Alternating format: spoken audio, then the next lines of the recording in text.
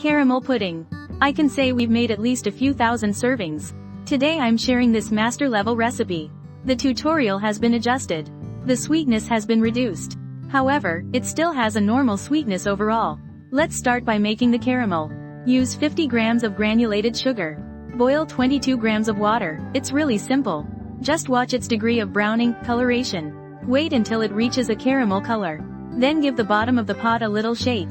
This is mainly to ensure the caramel colors evenly. Then turn off the heat. Quickly pour in 16 grams of hot water. For this installment of the tutorial, I've actually prepared a lot of comparisons, like how different recipes affect the pudding's texture, and how the molds impact the pudding. I won't include the comparison videos this time.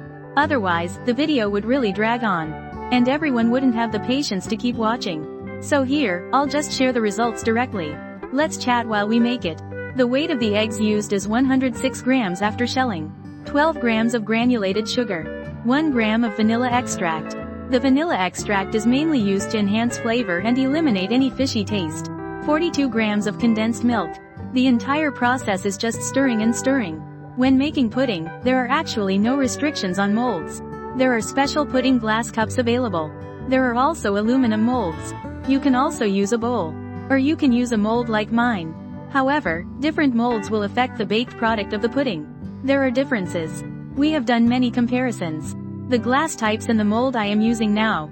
The pudding after baking. The outer edge of the bottom tends to form bubbles more easily, but it demolds very well.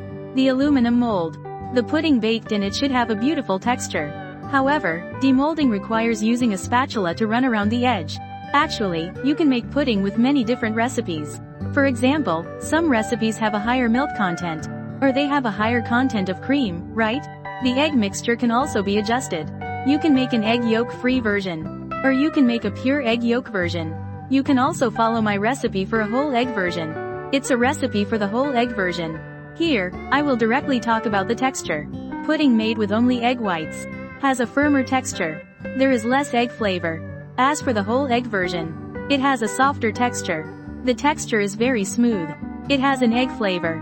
The pure egg yolk version is the softest in texture. It also has the strongest egg flavor.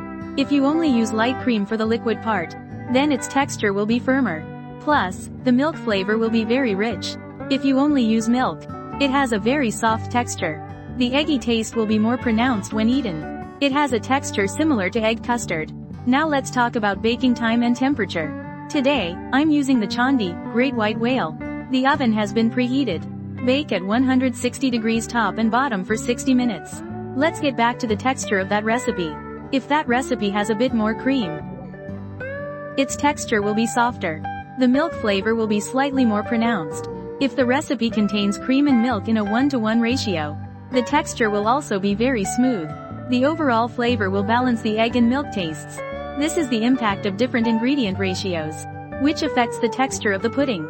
People's tastes vary, so you can freely experiment with different recipes to find your favorite texture. Recently, there's a very delicious type of pudding made with cheese. I will update the tutorial for this recipe later. As for this pudding, if you are selling it in slices, I recommend cutting it a bit thicker. You can also layer it in cakes as a filling. It won't melt in the summer. You can also place it on a cake roll for decoration. Of course, this depends on your personal creativity. I will definitely ensure the texture is up to standard for you. Feel free to make it and enjoy eating it. Normal sweetness. No reduction in sugar. Especially for products sold in the store. I do not recommend that you simply reduce sugar blindly. You can omit the granulated sugar part when making it at home. You can remove the granulated sugar portion. Click on my profile picture to visit my homepage. There are many practical baking tutorials waiting for you to check out.